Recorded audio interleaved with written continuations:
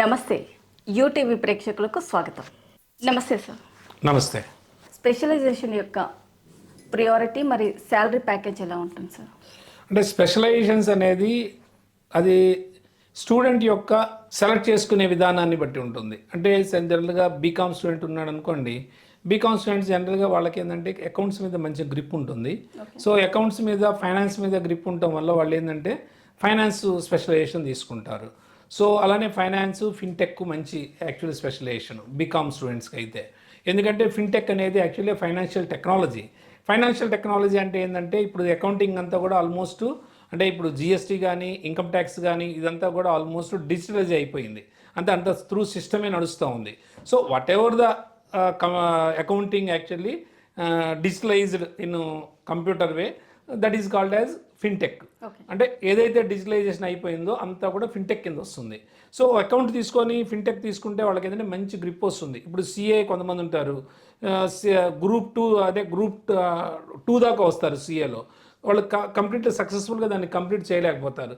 కొంతమంది పార్ట్ 1 చేస్తారు, పార్ట్ 2 చేయలేకపోతారు. ఎందుకంటే వాళ్ళు ఒకవేళ అంత వర్క్ చేయలేకపోవచ్చు సిఏలో.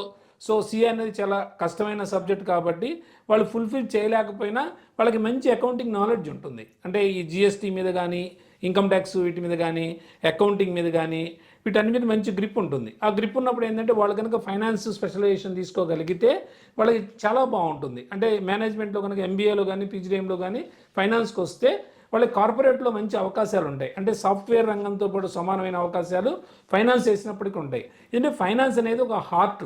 అంటే ఇప్పుడు దేనికైనా అంతే కదా, ఒక చిన్న బిజినెస్ చేయాలంటే మనకు కావాల్సింది ఫైనాన్షియల్ డిసిప్లిన్ కావాలి. అంటే మనం ఎంత ఖర్చు పెట్టాలి, మనకి ఎంత వస్తుంది ఫస్ట్ అది బాగా తెలిస్తే చాలు ఎవరికైనా.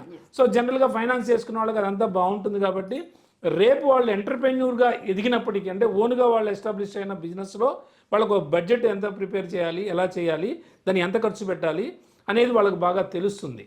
సో మిగిలిన వాటికి ఏంటంటే మిగిలిన చదివిన వాళ్ళకి ఎందుకంటే ఈ ఫైనాన్షియల్ డిసిప్లిన్ లేకపోతే జనరల్గా కంపెనీస్ లాస్లోకి వెళ్ళిపోతాయి. సో అందుకని చెప్పి ఫైనాన్స్ అనేది ఏ కంపెనీకైనా అడ్వాంటేజే.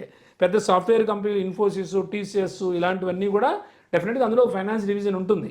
సో అప్పుడు వీళ్ళకి మంచి అవకాశాలు వస్తాయి. ఫైనాన్స్ ఎవరైతే తీసుకున్నారో వీళ్ళకి మంచి మంచి శాలరీ ప్యాకేజ్ వస్తాయి.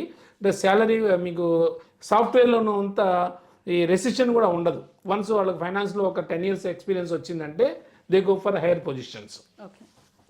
అట్లానే ఫైనాన్స్తో పాటు మిగిలిన స్పెషలైజేషన్స్ ఉన్నాయి. అట్లానే ఇప్పుడు మనకేంటంటే ఇప్పుడు బీఫార్మసీ చేస్తారు.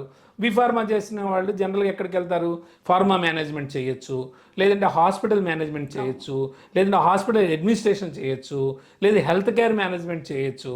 సో ఇవన్నీ వాళ్ళకున్న అడ్వాంటేజెస్. ఫార్మా రంగంలో అంత పెద్ద గొప్పగా శాలరీ ప్యాకేజెస్ లేవు కాబట్టి ఈవెన్ బీఫార్మసీ చేసిన వాళ్ళు కూడా ఇటుపక్కకు వస్తున్నారు. ఇటుపక్కకు వచ్చి ఆ పర్టికులర్ డొమైన్లో వాళ్ళు కొంత ఎక్స్పీరియన్స్ సంపాదించిన తర్వాత సో ఆటోమేటిక్గా వాళ్ళ శాలరీస్ బాగా పెరుగుతున్నాయి, లేదు ఎంటర్ప్రెన్యూర్స్గా కూడా ఎదుగుతున్నారు దానికి. అట్లానే ఇప్పుడు అగ్రికల్చర్ ఉంది, బీఎస్సీ అగ్రికల్చర్ చేసినా కూడా అంత పెద్ద అవకాశాలు లేవు వాటి మీద. మళ్ళీ ఎంఎస్సీ చేయాలి, ఎంఎస్సీ చేసిన తర్వాత మళ్ళీ రీసెర్చ్ 5 years చేయాలి. So almost 8 to 10 years spend చేయాలి దానికి. సో అంత time instead of spending that much of time simply they can go for actually MBR PGDM. Simply they can settle with in 2-3 years. అంటే 2 yearsలోనే వాళ్ళ career అనేది settle అవ్వడం జరుగుతూ ఉంది. ఎట్లా ఇప్పుడు సపోజ్ బీఎస్సీ చేసిన వాళ్ళు ఏబిఎం అగ్రి బిజినెస్ మేనేజ్మెంట్ అనే కోర్స్ ఉంటుంది పీజీడీఎంలో. సో అగ్రికల్చర్ రిలేటెడ్ అనమాట. సో అది చేసుకోగలిగితే అగ్రికల్చర్ రిలేటెడ్ ఇండస్ట్రీస్లో వాటిలో వీళ్ళకి మేనేజర్స్గా మంచి పొజిషన్స్ వస్తాయి. సో ఆటోమేటిక్గా శాలరీ ప్యాకేజెస్ కూడా బాగా పెరుగుతాయి. అంటే ఇనిషియల్గా ఓన్లీ బీఎస్సీ అగ్రికల్చర్తో జాయిన్ అవుతే ఏంటంటే చాలా తక్కువ శాలరీస్ ఉంటాయి. అదే కనుక ఏబిఎం కోర్స్ చేస్తే ఆటోమేటిక్గా వాళ్ళకి శాలరీస్ అనేది హై శాలరీస్ వస్తాయి. కాబట్టి ఈవెన్ వీళ్ళు కూడా ఇటువైపు మేనేజ్మెంట్ రంగం వైపు మొగ్గు చూపుతూ ఉన్నారనమాట. అంటే ఇప్పుడు మీరు చెప్పినట్లే కనుక ఇంటర్ తర్వాత బీటెక్ అయితే ఉంది, డిగ్రీ స్టూడెంట్స్ అయితే ఉంది, బీఫార్మసీ, అగ్రికల్చర్ ఈ స్టూడెంట్స్ ఇది చదివిన స్టూడెంట్స్ అంతా కూడా ఎంబీఏ కానీ లేదంటే పీజీడీఎం.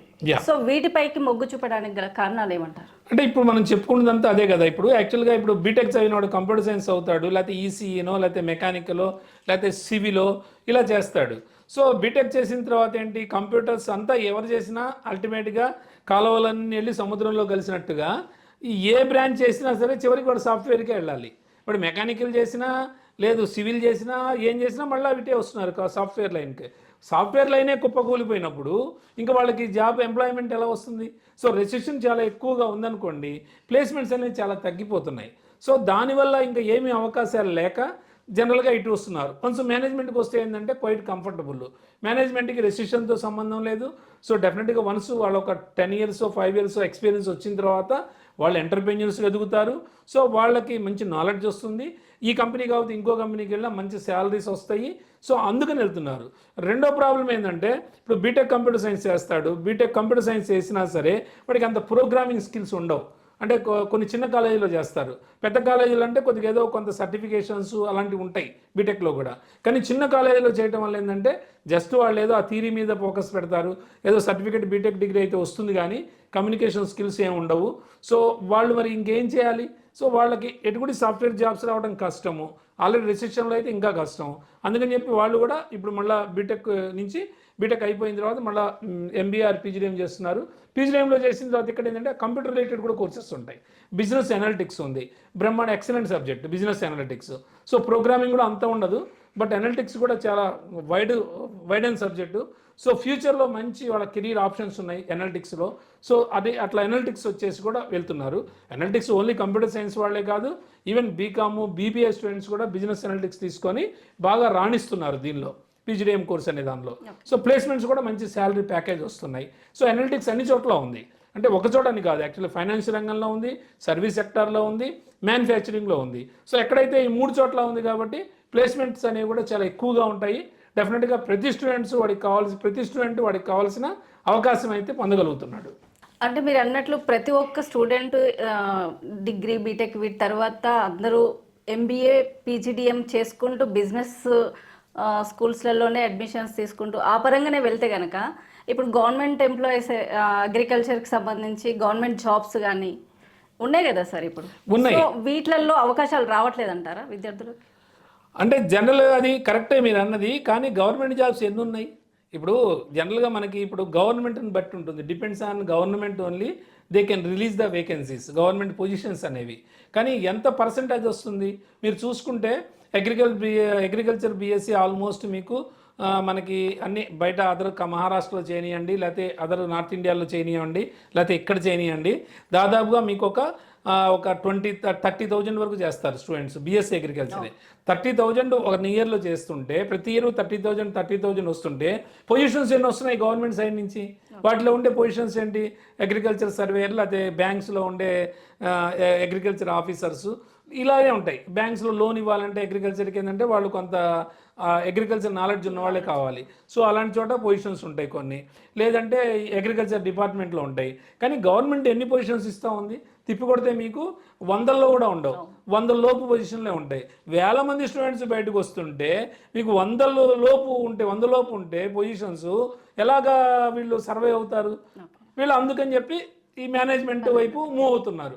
అంటే ఎప్పుడైనా సరే ప్రైవేటు సెక్టార్లో ఉన్నంత పొజిషన్స్ గవర్నమెంట్లో ఉండవు కదా.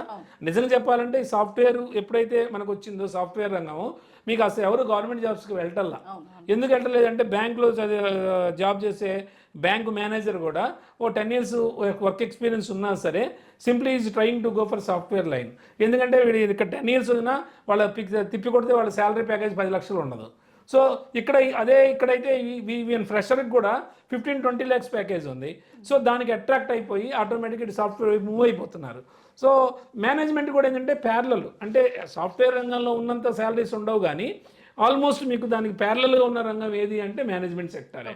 ఇంకా దీనిలో కొన్ని ఒడిదుడుకులు ఉంటాయి, బట్ ఇక్కడ స్టేబుల్గా ఉంటుంది కాబట్టి సో వాళ్ళు అక్కడ బాగా ఎక్కువ ఇంట్రెస్ట్ పే చేస్తున్నారు మేనేజ్మెంట్ లైన్ రావడానికి. అది ప్రధాన కారణం. ఎందుకంటే గవర్నమెంటే నమ్ముకుంటే ఎప్పుడు సర్వే అవ్వలేరు. కార్పొరేట్లో మనకి జాబ్స్ రావాలి, వాడంతా వాడు సర్వే అవ్వాలి, ఎంటర్ప్రెన్యూర్గా ఎదగాలి, వాడు ఒక బిజినెస్ స్టార్ట్ చేసుకోవాలి, 10 మందికి ఉపాధి ఇవ్వాలి. సో అది యాక్చువల్గా అంటే మనం సొసైటీలో ఒక మంచి పొజిషన్కి రావాలి అంటే ఇవన్నీ కూడా క్రైటీరియానే.